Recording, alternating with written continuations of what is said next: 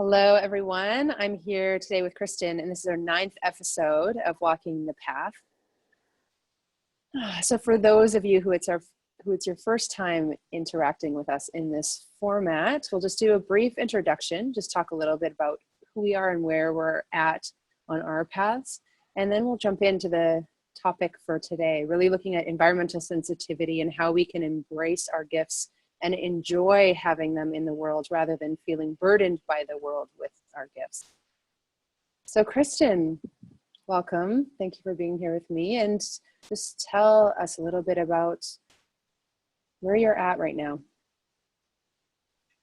Well, thanks, Christine. I'm glad to be here for episode number 9 of Walking the Path. And yeah, I'll just keep it brief. I facilitate plant medicine ceremonies, and I love holding space for people and encouraging them to step outside their comfort zone, embrace their gifts, blossom further into who they are here to be, and to support that and encourage that and hold the space and listen, share, connect. I think that's my highest calling right now, so I'm really enjoying that and trying to keep a balance in my own life at the same time. I think that's an epic journey for each of us in our lifetime. And how about yourself? So everyone, my name's Christine, and I facilitate classes in awareness and consciousness, really building skills, like building just this capacity to know what's true for us and express that and embody that and just transmute and transform those patterns of fear, anger, grief, rejection, and just those early imprints that keep us from just resonating in this space of love and getting to live and move and breathe from there. So that's what I'm really engaged with, is facilitating that. And I do a lot of one-on-one sessions, assisting people to just like tune into their bodies, right? And go below the noise of the mind, into the heart, into the body, to receive the wisdom from those places and spaces, to expand the consciousness beyond this kind of mental dominated world that many people have grown up in. So that's what's important to me. So for today, let's really tune in. I mean, where I would start on the subject is, I came from a background where I wasn't, quote, energetically sensitive. That wasn't a label. That was part of my experience. I was, committed athlete, and I was an academic student and all these things, and got a master's in counseling. And it was in my life mentally was very organized. Like, this is who I am and where I'm at and what I believe in. And I could, quote a bunch of people and stuff, but emotionally I was very controlled. And that's what began to break open in my life around 2010. And that's when I really became, quote, environmentally and emotionally sensitive and empathic. And it was like the world was collapsing in on me, and I had no space, and I didn't know what was mine and what was not mine. I progressively made my life smaller to try to control the intensity of my emotional experience and get clear on how do I function here. And so I was really prompted to do a lot of different training, like access consciousness and many other modalities, just to be able to walk around the world without feeling pain. That was really the motivator for a long time. And then it was really about evolving my consciousness and coming into this space of awakening. But now more than ever, right, with the state of the world, like just that the level of, chaos and discord and noise and confusion and uncertainty and instability, now more than ever, it is really time to practice like creating almost essentially the sacred space of being that we walk through the world with, like really like emanating. It's kind of like, if you're not there, the world will come in. When your presence is there, then you're transmitting your presence to the world, and your body can feel safe and at ease. So it's key to make those transitions.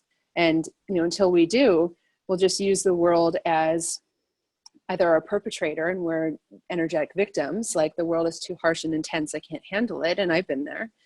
Or like this trying to be stronger than it and shield up and fight it out, and like whatever that is, like try to overtake it. And as we know, neither of those are sustainable. They're both quite exhausting for the nervous system. So it's really about like, how do we find another way to show up in this world as it is, be really present with the noise and present to what is unfolding and be intentional in how we show up with that.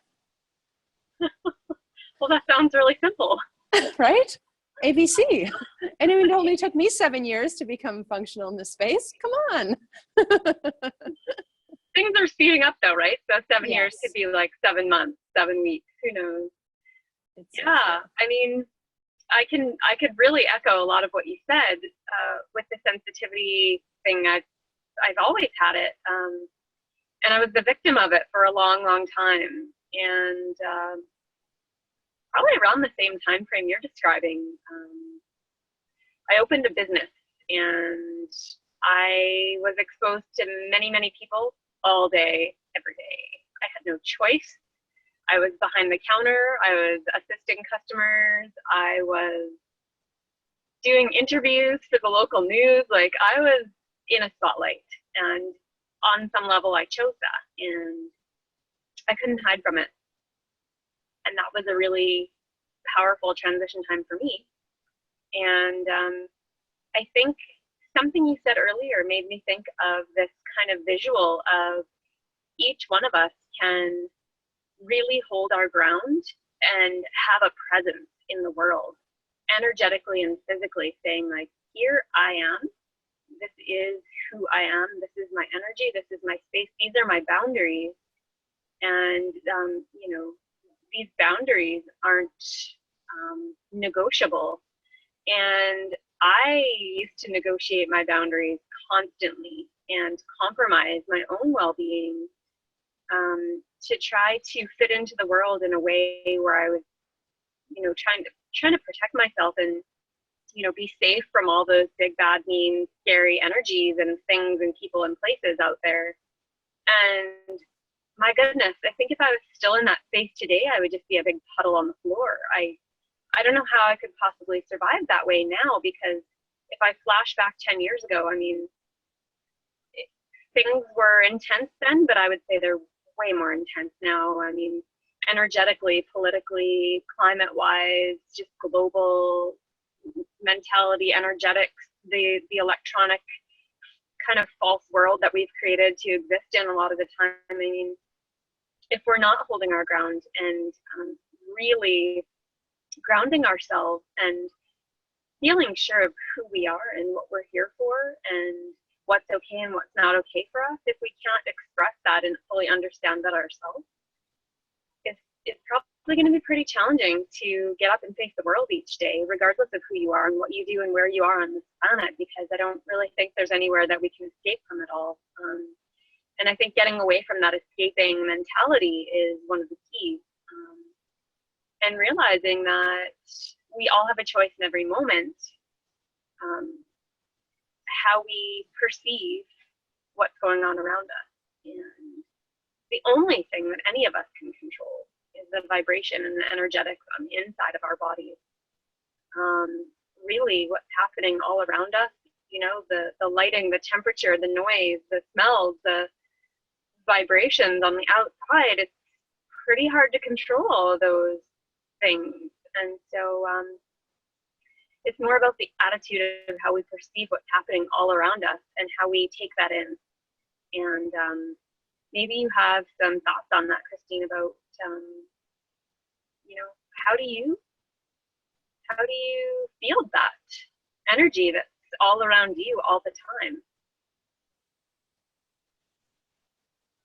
I would say there are a lot of different tools. It's not just like, oh, you just do this and then it's all great. It's the active practice. The more I'm here, the more I feel this resonant love, the easier it is to be with everyone and everything else that's here, right? And yeah, so for me, it was shifting from this belief system almost that people could like keep me from love, essentially. Like their discord would keep me from harmony. So it was still this separation game. And for me to embrace my strength of just like, I'm choosing this, like I'm creating a coherent, harmonious field.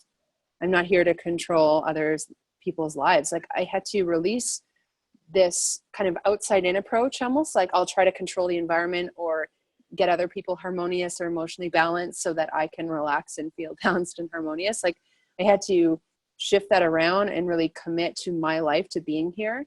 Because there was a time almost when I went into a bit of which sort of oneness field, but a little bit distorted, where I kind of had no sense of self. It was like, who am I? I don't exist, but I do exist. Like that really etheric sort of place where you lose a lot of identity structures and everything's like, what am I doing here?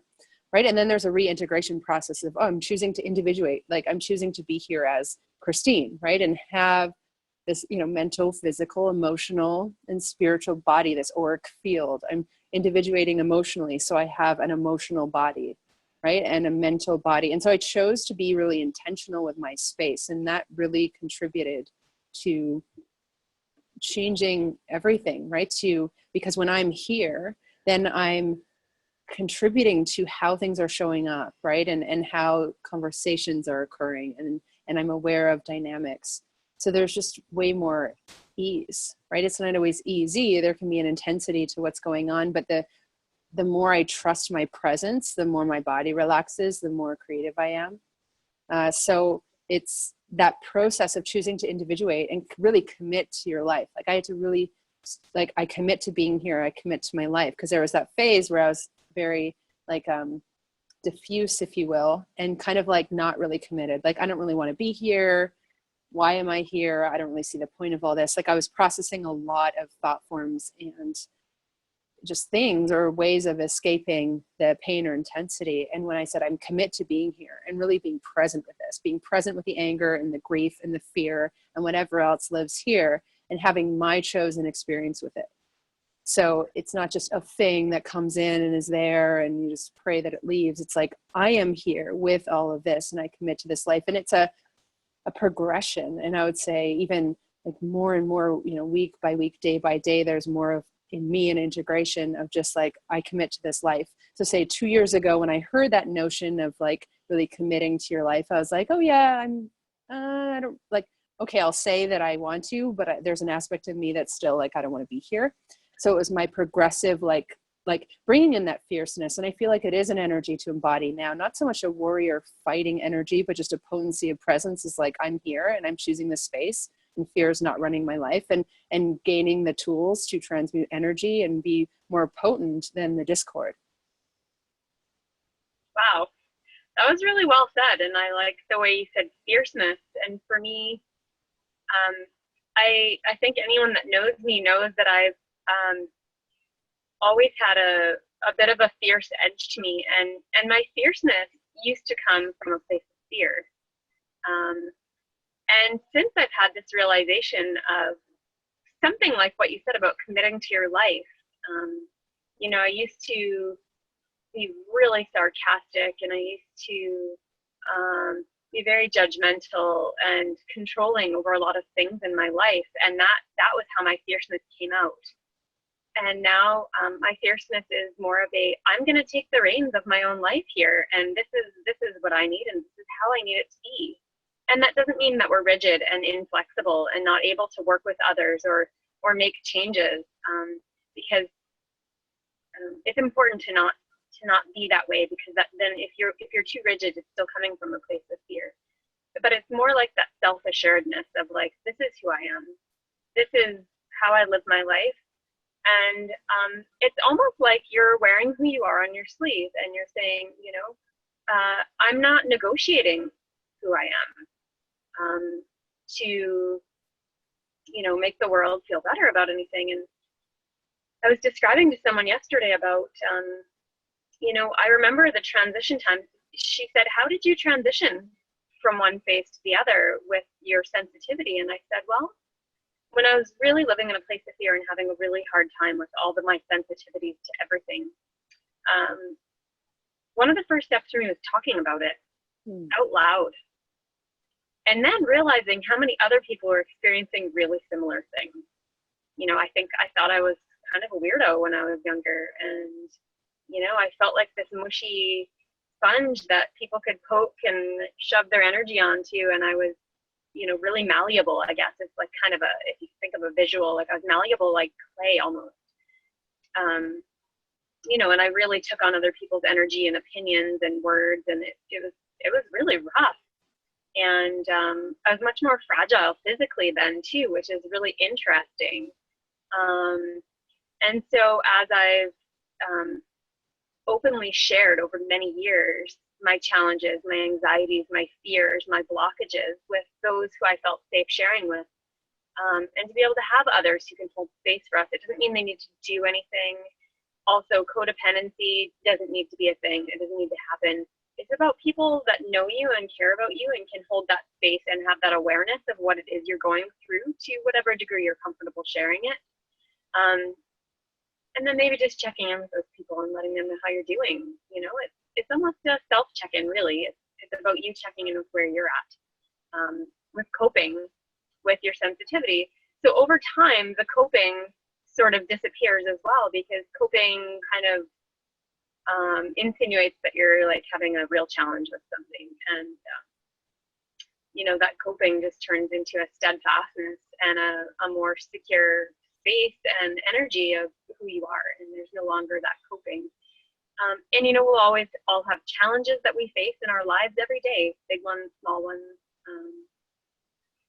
So I don't know that that'll ever go away, but being that little ball of clay that's so pokeable and moldable, I think that transforms more into something like a beautiful wooden sculpture that's carved and weathered over time, but into a beautiful shape that is not really squishable or malleable, and that it's holding its own, and there's more of a majestic energy there that, people notice it.